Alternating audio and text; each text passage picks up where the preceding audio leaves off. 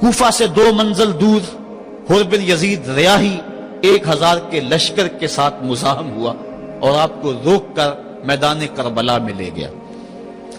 آپ نے کہا کہ میں یزید کی بیعت کسی صورت میں نہیں کروں گا، جس سے صرف حق ہی قبول ہو، یہی جس کا اصل اصول ہو، جو نہ جھک سکے جو نہ بک سکے، اسے کربلائیں ہی راس ہیں۔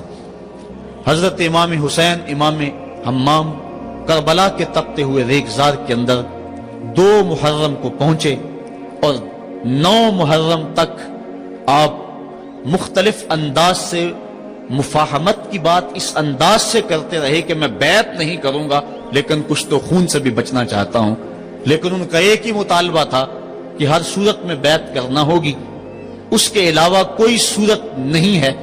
ان کا یہ مطالبہ تھا، ان کی بات یہ تھی کہ بیعت تو میں کسی صورت نہیں کر سکتا، کیونکہ انکار بیعت کی جو وجہ آپ نے وہاں بیان کی وہ وجہ بہر صورت موجود تھی، اس لیے کہا کہ کسی صورت میں میں یزید کے ہاتھ پہ بیعت نہیں کر سکتا۔ خیر وقت گزرتا گیا، پھر 9 کو یہ بات طے ہو گئی کہ لڑنے کے لیے تیار ہو جاؤ اگر تم نے بیعت نہیں کرنی۔ بیعت کرنے کی صورت میں مراعات سے نوازا جا رہا تھا، بڑے سے بڑا شہنشاہ بھی ہوتا اس کے پاؤں میں بھی لغزش آ جاتی، لیکن حضرت امام حسین رضی اللہ تعالیٰ عنہ نے فرمایا کہ یہ تخت و تاج کیا چیز ہیں، جن کی مسند محبوب کی گلی میں لگی ہو وہ تخت سکندری پہ کبھی تھوکا بھی نہیں کرتے۔ مجھے ان تخت و تاج کی پرواہ نہیں، میں تو کلمت الحق کے اعلیٰ کے لیے میدان عمل میں آیا ہوں۔ آپ نے مقام بیضا پہ خطبہ دیتے ہوئے کہا تھا کہ لوگوں میں جانتا ہوں کہ میرے ساتھ کیا ہونے والا ہے، لیکن اس کے باوجود میں میدان میں اس لیے جا رہا ہوں وَلَكُمْ فِيَّ أُسْوَةٌ کہ میری زندگی تمہارے لیے ایک نمونہ بن جائے۔ آپ نے اپنی زندگی کو قیامت تک آنے والی نسلوں کے لیے ایک نمونہ قرار دیا، اور میں نے پچھلے اجتماع کے موقع پہ کہا تھا، جو احباب پچھلے اجتماع پہ موجود تھے انہیں وہ جملے یاد ہوں گے کہ قیامت تک جبر کے خلاف جتنی بھی تحریکیں اٹھیں گی سب کا قائد حسین ابن علی ہوگا۔ انسان کی عقل اور منطق اس کو یہ دلیلیں دیتی ہے کہ تم جبر کے خلاف اگر میدان میں آئے تو کٹ جاؤ گے، ٹکڑے کر دیے جائیں گے۔ جبر سے مفاہمت کر لو، لیکن عشق سکھاتا ہے مفاہمت نہ سکھا، جبر ناروا سے مجھے، میں سر بکف ہوں لڑا دے کسی بلا سے مجھے۔ تو عشق انسان کو لڑنے کا سلیقہ دیتا ہے، محبت باطل سے ٹکرانے کا درس دیتی ہے۔ کہا میں اس کے باوجود میدان عمل میں جا رہا ہوں اس لیے کہ میری زندگی تمہارے لیے نمونہ بن جائے، اور قیامت تک لوگ میری زندگی سے راہیں تلاش کرتے کرتے میری زندگی کو نمونہ بناتے بناتے جبر کے مقابلے میں کھڑے ہو جائیں اور سرخروئی اور کامیابی حاصل پائیں۔ تا قیامت قطع استبداد کرد، موج خون او چمن ایجاد کرد۔ اللہ اللہ بائے بسم اللہ پدر، مانائے ذبح عظیم آیت بسر۔ سرخ رو عشق غیور از خون او، شوخی این مصرع از مضمون او۔ عشق غیور کے چہرے پہ جو سرخی دوڑ رہی ہے یہ حسین ابن علی کے خون کا صدقہ ہے۔ ان کے خون نے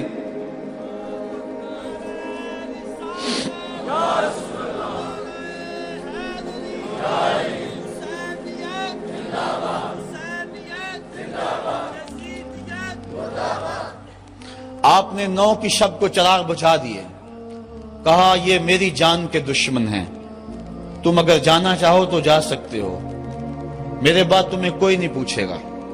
لیکن جانثاروں نے کہا یہ کیسے ہو سکتا ہے کہ آپ کا ساتھ چھوڑ کے چلے جائیں۔ پھر عاشورے کی وہ رات جو درد و اندوہ سے بری ہوئی رات تھی، ساری رات عبادت میں گزاری۔ ایک طرف شراب چل رہی ہے اور دوسری طرف آنکھوں سے عشق رسول کی مستی چھلک رہی ہے۔ تہجد کا وقت ہوا، نماز تہجد ادا کی، شہزادہ علی اکبر نے اذان پڑھی، اور کربلا کے ریگزار میں ان کی یہ آخری باجماعت نماز تھی۔ ریگستان کربلا کے ذرے گواہ ہو گئے ان کے سجدوں کے۔ آج کائنات کا وہ انوکھا باب رقم ہونے والا تھا کہ صدیاں جس پہ ناز کریں گی۔ فرشتوں نے کہا تھا مالک تو خلیفہ بنا رہا ہے انسان کو، یہ تو لڑائی کرے گا، سجدے تو ہم کرتے ہیں۔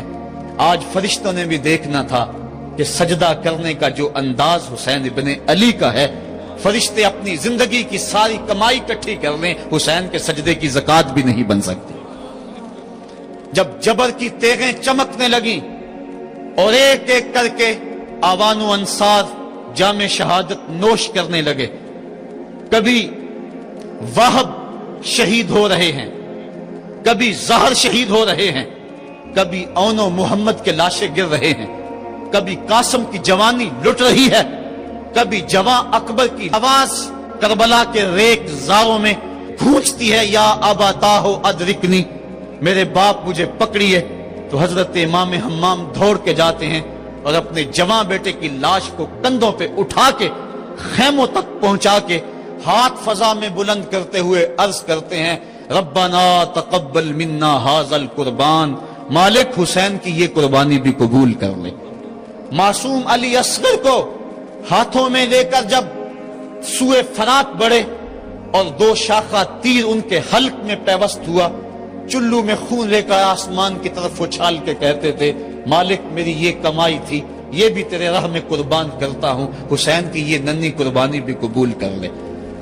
اب آیان و انصار اور اہل بیت کی ایک ایک کلی کربلا کے اندر کٹ گئی، فاطمہ کا سارا چمن اجڑ گیا، مصطفیٰ کی آل میدان کربلا کے اندر کٹ گئی۔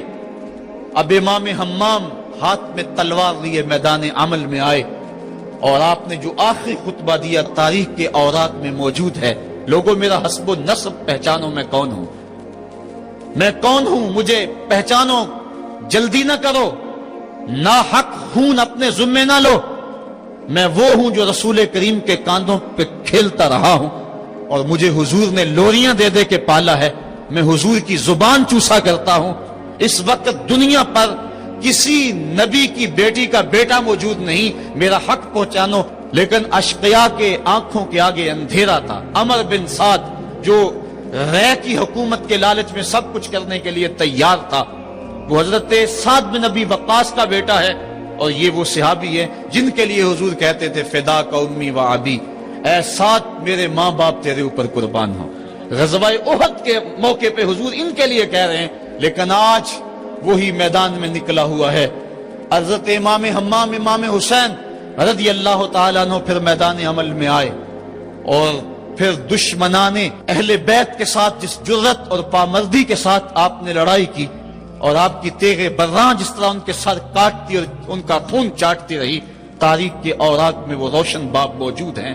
آواز آ رہی تھی، یہ کون ذی وقار ہے، یہ کون شاہ سوار ہے، لباس ہے پھٹا ہوا، چھدا ہوا، کٹا ہوا، لخت لخت کٹا ہوا، پھر بھی ہے ڈٹا ہوا، یہ بال یقین حسین ہے، یہ نبی کا نور عین ہے۔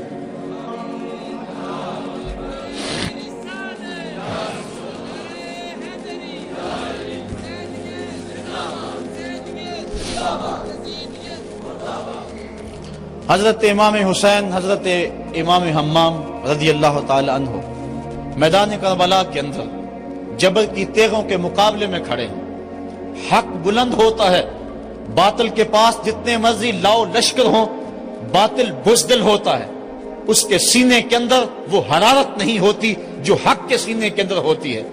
ذرا غور تو کرو، 22,000 کا لشکر جرار ان کے مقابلے میں، جو محتاط روایات کے مطابق، ورنہ 82 کی روایت بھی کتب تواریخ میں موجود ہے، بلا 72 افراد جو 3 دن سے بھوکے بھی اور پیاسے بھی ہیں، ان کے لیے 22,000 کا لشکر کیا معنی رکھتا ہے۔ لیکن باطل ہمیشہ بزدل ہوتا ہے، اگر حق میدان عمل میں کھڑا ہو جائے تو کائنات کی کوئی چیز اس کے سامنے نہیں ٹھہر سکتی۔ یہ سبق حضرت امام حمام کی قربانی نے ہمیں پیش کیا۔ 72 افراد جبر کے خلاف کھڑے ہیں، 71 افراد خاک و خون میں ان کے لاشیں مل گئے۔